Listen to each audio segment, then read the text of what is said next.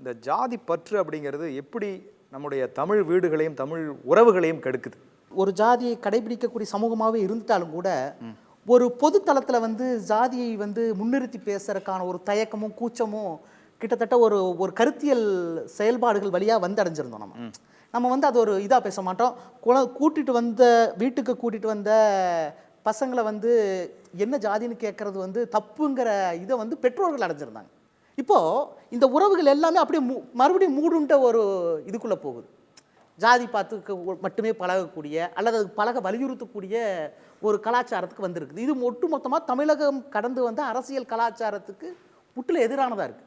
தமிழ் சமூகத்தை அடுத்த இதுக்கு முன்னகரக்கூடிய பார்வை ஒரு வீச்சை கண்டிப்பாக குறைக்குது. ஒரு ஜாதி பற்றுள்ள ஒரு அப்பா அந்த வீட்டை என்ன மாற்றுவார்? ஏதோ ஒரு வகையில் எல்லா விதமான வயலன்ஸும் இயங்கக்கூடிய ஒரு அமைப்பாக அந்த குடும்பத்தை மாற்றிடுவார். கரெக்ட். அவ்வளோ அவங்க பெண்களுக்கு எதிராக இருக்கும், ஏன் அந்த குழந்தைகளுக்கு எதிராக தான் இருக்கும். தமிழ் சமூகத்துக்கு எப்பவுமே சம்மந்தம் இல்லாத ஒரு இது, அது ஒரு பொருள், அது சாதியம்ங்கிறது. ஆனால் இன்றைக்கி அது நீக்கமர எல்லாருடைய வாழ்வுலையும் அது பின்னி பிணைஞ்சி இருக்கிறதுக்கு காரணம் அப்படிங்கிறது இது ஒரு இந்துத்துவ அரசியல் இன்றைக்கி தீவிரமாக எல்லா இடங்களையும் கொண்டு இந்தியா முழுக்க ஒரு மோனோபோலியாக உருவாக்க முயற்சி பண்ணுது. அதை தான் அம்பேத்கர் சொல்லும் போது இந்து ராஷ்டிரத்தை உருவாக்க முயற்சி பண்ணுறாங்க. இந்து ராஷ்டிரத்தை உருவாக்குவதன் மூலமாக இந்தியா இன்னும் பல நாடுகளாக உடைஞ்சு போவதற்கான வாய்ப்பு கூட இருக்குது அப்படின்னு கடுமையாக எச்சரிக்கை கொடுத்துருந்தார். இந்த சோசியல் இன்ஜினியரிங்கிறது என்னென்னா சாதி சாதியாக அவங்க பிரிக்கிறாங்க.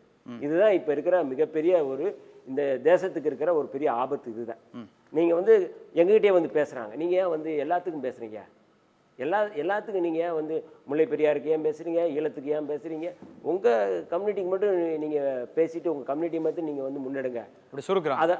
அதை சுருக்குறாங்க. இப்போ இது மிகப்பெரிய நீங்கள் ப்ராடாக நீங்கள் ஒரு பொது சமூகத்துக்கு ஒரு தமிழ் சமூகத்துக்கு நான் பாடுபடணும் அப்படிங்கிற ஒவ்வொருத்தரும் விரும்பும்போது, ஏப்பா நீங்கள் தனியாக கூப்பிட்டு நீங்கள் இந்த ஒரு 1000 ரூபா வச்சுக்கோ, நீ விநாயகர் சதுர்த்தி ஊர்வலத்தை நடத்து, ஒன்றும் பிரச்சனை இல்லை, இந்த விநாயகர் பனியன் போடு. இப்போ அதன் மூலமாக அவன் தன்னுடைய இலக்கை அடையணும்னு நினைக்கிறாங்க. இதை ரொம்ப கவனமாக இப்போ இருக்கிற இளைஞர்கள், இப்போ இருக்கிற சமூக அக்கறையுள்ள சமூக போராளிகள் என்ன அது முன்னெடுக்க வேண்டிய தேவை இருக்குது. இது இருக்கிற ஆபத்து அப்படிங்கிறது வேறு வடிவத்தில் வருது. வெறும் பர்டிகுலராக சாதி அப்படிங்கிறது சொல்லி வரல, நீங்கள் மத வடிவத்தில் தான் வருது, ஒரு பண்பாட்டு வடிவத்தில் தான் வருது. அந்த பண்பாட்டு வடிவங்கிறது கடைசியில் நிற்கிற இடம் சாதியாக தான் முடியுது. அந்த சாதியை வென்றெடுக்கிறதுக்கு, அந்த சாதியை நம்ம கூர்மைப்படுத்துவதற்கு இதெல்லாம் அவங்க பயன்படுத்துகிற ஒரு செயல் திட்டமாக வச்சுருக்கிறாங்க. அதை நம்ம வெளிப்படைய வேண்டிய தேவை இருக்குது.